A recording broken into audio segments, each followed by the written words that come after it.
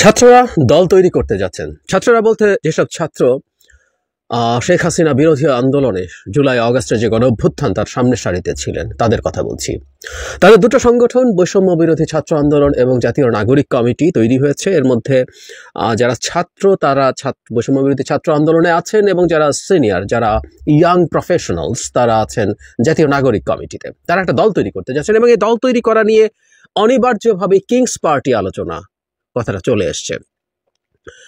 আমরা খেয়াল করেছি সাম্প্রতিক সময় বিএনপি মহাসচিব মির্জা ফখরুল ইসলাম আলমগীরের মন্তব্যের পর থেকে এই আলোচনাটা আবার বেশ ডালপালা মেলেছে।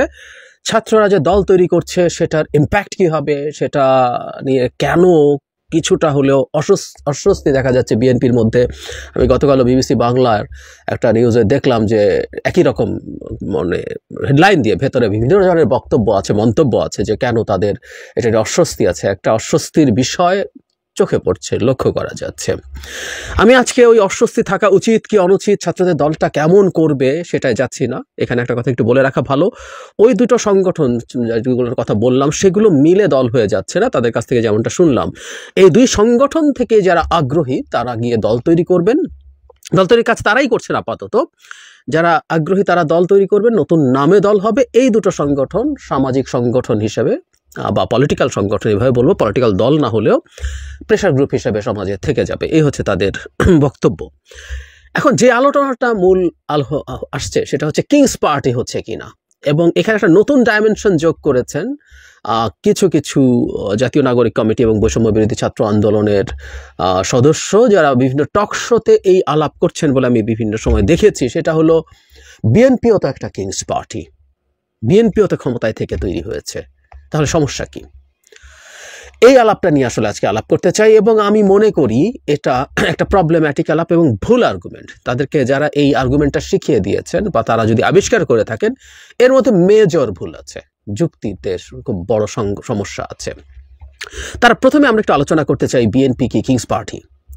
কিংস পার্টি বলতে আমরা যা বুঝি একটা কেউ ক্ষমতায় এসে তারপর নিজে অথবা বাইরে কেউ একটা তার সুযোগ সুবিধা নিয়ে তৈরি করা দল, সরকারের সুযোগ সুবিধা নিয়ে। বিএনপি ক্ষমতায় থেকে তৈরি হওয়া দল, কোনো সন্দেহ নেই। জিয়াউর রহমান দেশের দায়িত্বে আসলেন, এসে তিনি এই দলটা তৈরি করেছেন, দ্যাটস ট্রু। এবং এর পেছনে রাষ্ট্রীয় সুযোগ সুবিধা বা রাষ্ট্রীয় প্রভাব ব্যবহার করা হয়েছে এরকম আলোচনাও আছে। সুতরাং এটা হতে পারে এবং আমরা সেই পয়েন্ট অফ ভিউতে বলতে পারি বিএনপি একটা কিংস পার্টি বলতে পারি। এবং এটা মানে জিয়াউর রহমান এটা তার দল হিসাবেই তৈরি করেছেন, প্রকাশ্যে ঘোষণা দিয়ে, সবাই জানতো এটা কি। আরেক রকম কিংস পার্টি আছে, সেটা হলো ফেরদৌস আহমেদ কোরেশি করার চেষ্টা করেছেন ১/১১ সময়। সে সময় রাষ্ট্রীয় পুরো সুযোগ সুবিধা ব্যবহার করে অন্য একজন ব্যক্তি তৈরি করছেন এবং এক ধরনের নাটক হয়েছে ওখানে। সরকার কখনো স্বীকার করেনি যে এই পার্টিটা তারা ওন করে, কিন্তু ওই পার্টিটা আসলে সরকারি সুযোগ সুবিধা ব্যবহার করতে গিয়েছিল, গোয়েন্দা সংস্থা তার পেছনে কাজ করেছিল তার গঠিত হওয়ার পেছনে, সেটা আরেক ধরন। সো এরকম দুটো আমরা নজির বা তুলনা পাই। বিএনপি ক্ষমতায় থেকে তৈরি হয়েছে, কিন্তু আমি ব্যক্তিগতভাবে মনে করি বিএনপি আসলে রাজনৈতিক দল হয়ে উঠেছে এরশাদ বিরোধী আন্দোলনের সময় বেগম খালেদা জিয়ার নেতৃত্বে, এবং অনিবার্যভাবেই সেখানে জিয়াউর রহমানের যে ইমেজ, মানে ক্ষমতায় থাকলেই দল তৈরি করা যায়, নট নেসেসারিলি। জিয়ার দ্বিগুণ সময় ক্ষমতায় ছিল এরশাদ, কিন্তু এরশাদের রাজনৈতিক দল বিএনপির তুলনায় কিছুই হয়নি। ওটা জাস্ট একটা কতগুলো ক্ষমতা লিপ্সু লোকের একটা ক্লাবের, বেশি কিছু আর ছিল না। এটা আমরা দেখেছি পরবর্তীতে, এই সাম্প্রতিক সময় পর্যন্ত কোনো রকমে কিছু ভাত ছেটালে কাক আসে যেরকম, সেরকম। আমি একটু এখানে যোগ করে রাখতে চাই, আমি স্পষ্টভাবে আর নাম বলছি না। গত নির্বাচনের আগে জাতীয় পার্টির গুরুত্বপূর্ণ নেতা অনেকের সাথে টকশোতে দেখা হয়েছে, কথা প্রসঙ্গে এসেছিল যে যদি জিএম কাদের নির্বাচনে না যান কি হবে। তখন খুব স্পষ্টভাবে অনেকে বলেছে, মানে নিজেদেরকে ব্লেম করে বলেছে যে আমরা কি পলিটিক্যাল পার্টি নাকি, আমরা না গেলে, মানে জিএম কাদের যদি ঘোষণা দেন যাবে না তাহলে সবাই সুর করে, রসরসের তো রেডি ছিল, তার নেতৃত্বে চলে যাবে 2014 সালে যেমন হয়েছিল। এই হচ্ছে জাতীয় পার্টি। সুতরাং ক্ষমতায় থেকে ক্ষমতার সুবিধা নিয়েই যে সবাই করতে পারেন, নট নেসেসারিলি। যাই হোক, এটা সরিয়ে রাখছি। এখন জাতীয় নাগরিক কমিটি যদি কিংস পার্টি হয় কোনো সমস্যা আছে কিনা? তাদের কথার টোন এরকম, যখন তারা বিএনপিকে এই কথাটা বলেন, মেজর সমস্যা আছে।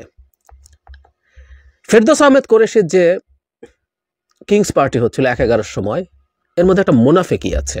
মুনাফিকি মানে হচ্ছে আপনি ডিসগাইজ করছেন, আপনি প্রতারণা করছেন। অ্যাপারেন্টলি আপনার অ্যাটিটিউড হচ্ছে আপনি একটা স্বাধীন দল, আপনি আপনার মতো করে দল তৈরি করতে যাচ্ছেন। আমি ভুল না করলে জেনারেল ইব্রাহিমের দলটাও ওই সময় তৈরি হয়েছিল, আমি ওটাকেও কিংস পার্টি বলে মনে করি, কল্যাণ পার্টি।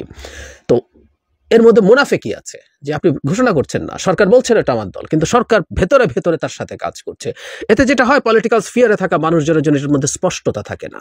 বিএনপি যখন ক্ষমতায় থেকে তৈরি হয়েছে, এটা ঘোষিত ছিল, জিয়াউর রহমান ঘোষণা দিয়েছেন এবং তিনি এই দল প্রকাশ্যে তৈরি করেছেন, উনি এটার জন্য যা যা করার। এখন কেউ বলতে পারেন উনি ক্ষমতায় থেকে এই দল তৈরি করাটা কতটুকু ঠিক হয়েছে বা ভুল হয়েছে, ইটস এ ডিফারেন্ট ডিবেট, ওটা সরিয়ে রাখি আমরা। ঠিক একইভাবে বর্তমান সরকার কি বলছে তারা কোনো দল তৈরি করতে যাচ্ছে? ডক্টর ইউনূস ঘোষণা দিয়েছেন, সরকার আর কেউ ঘোষণা দিয়েছে? কেউ ঘোষণা দেয়নি।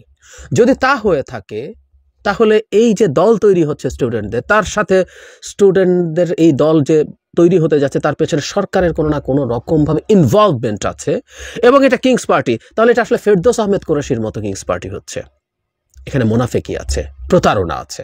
আপনি অ্যাপারেন্টলি দেখাচ্ছেন আপনি আসলে সরকারের কেউ নন এবং কখনো কখনো এক ধরনের পাতানো খেলা আমি এটাকে মনে করি, তারা সরকারের সমালোচনা করছেন। কিন্তু আসলে সরকারের ওপরে এই স্টুডেন্ট যারা বাইরে আছেন তাদের প্রভাব, ছাত্র প্রতিনিধিরা তো ওখানে আসলে উপদেষ্টা হিসাবেই আছেন এবং আমি বহুবার বলেছি, বিভিন্ন সময় এটা প্রকাশিত হয়েছে। আজকে আর নতুন করে উদাহরণ দিতে চাই, আমি উদাহরণ দিয়ে দেখিয়েছি যে বাইরের স্টুডেন্টরা যা বলছেন ছাত্র উপদেষ্টারা তা করছেন, আবার ছাত্র উপদেষ্টারা যা বলছেন বাইরের স্টুডেন্টরা তা করছেন। একেবারে ফ্লুইড একটা সিচুয়েশন, কোনো লাইন অফ ডেমার্কেশন আসলে এদের মধ্যে নেই। সুতরাং অন্তত ছাত্র উপদেষ্টারা দলের হয়ে কাজ করছেন এটা দেখার মতো যথেষ্ট পরিমাণ তথ্য প্রমাণ আমাদের সাথে আছে।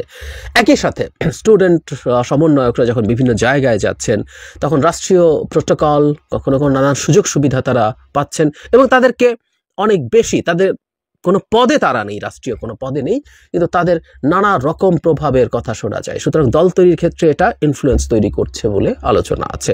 এই আলাপটাই আসলে মাঠে এসেছিল। সুতরাং ছাত্ররা কিংস পার্টি করলে আসলে সমস্যা আছে, আবারও বলছি সমস্যা আছে। যদি ঘোষিতভাবে হতো, ডক্টর ইউনূস বা পুরো সবাই মিলে যদি বলেন হ্যাঁ আমরা এই সরকার এই দলটাকে এন্ডোর্স করছি, আমরা এই দলটা তৈরি করছি, তখন বিএনপি, জামায়াত, ইসলামী আন্দোলন, বড় আরো যা যা দল আছে তাদের নিজস্ব স্ট্র্যাটেজি ঠিক তারা করতে পারতেন যে ইয়াস এটা এই সরকারের দল, এর বিরুদ্ধে আমরা কিভাবে কি করব, নির্বাচন হোক বা অন্য সময় কিভাবে কি লড়াই করব ওটা ঠিক করতে পারবো। কিন্তু এই মুহূর্তে সরকার একটা নিরপেক্ষ সরকারের অবস্থান নিয়েছে, তার পারসেপশন মানুষের কাছে নিরপেক্ষ সরকার, সরকার তাই তৈরি করতে চাইছে।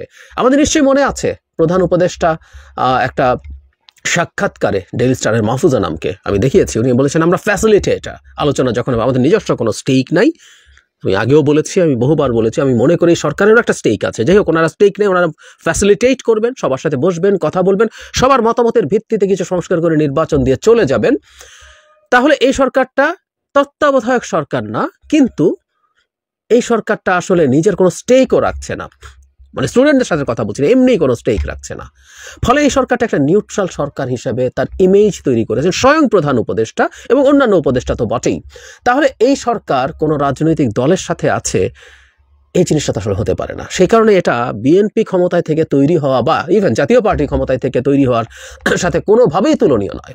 এর সাথে ক্ষমতায় এসে ঘোষণা দিয়ে তার দল তৈরি করেছেন প্রকাশ্যে, এর মধ্যে কোনো লুকোছাপা, কোনো চুরি, কোনো রকম কোনো প্রতারণা, আমি এটাকে প্রতারণাই বলি, যদি আপনি এই রকম একটা ইলুশন তৈরি করার চেষ্টা করেন যে আপনি নিরপেক্ষ, কিন্তু কোনো একটা দলের পেছনে পুরো সরকার অথবা সরকারের একটা অংশ কোনো না কোনোভাবে যদি ইনভলভড থাকে, তাহলে এটা প্রতারণা। এরা জিয়া বলি, এরশাদ বলি, তারা এই প্রতারণাটা করেন নাই। এই প্রতারণা হয়েছিল 1/11 সময়, এবং যদি হয়ে থাকে, আমি একেবারে স্পষ্টভাবে বলছি না, কিন্তু যদি হয়ে থাকে তাহলে এখন সেই প্রতারণাটা হচ্ছে। এখন ফেরদৌস আহমেদ কুরেশির মতো বা জেনারেল ইব্রাহিমের মতো দল তৈরির চেষ্টা হচ্ছে। এটা তাদের জন্য ভালো হবে কি খারাপ হবে, অ্যানাদার ডিবেট।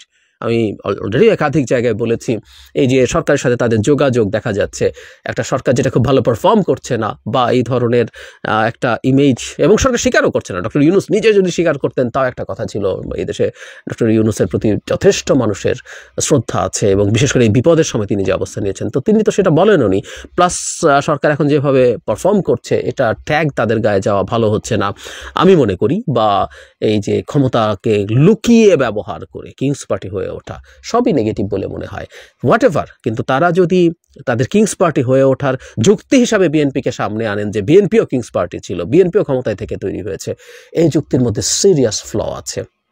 আমি একটা জিনিস মনে করি, একদম সিরিয়াসলি মনে করি, এই ছাত্ররা বুলেটের সামনে দাঁড়িয়েছিলেন, বুলেটের সামনে অনেকেই দাঁড়িয়েছে, 15 বছর ধরে দাঁড়িয়েছে, বহু মানুষ মারা গেছে।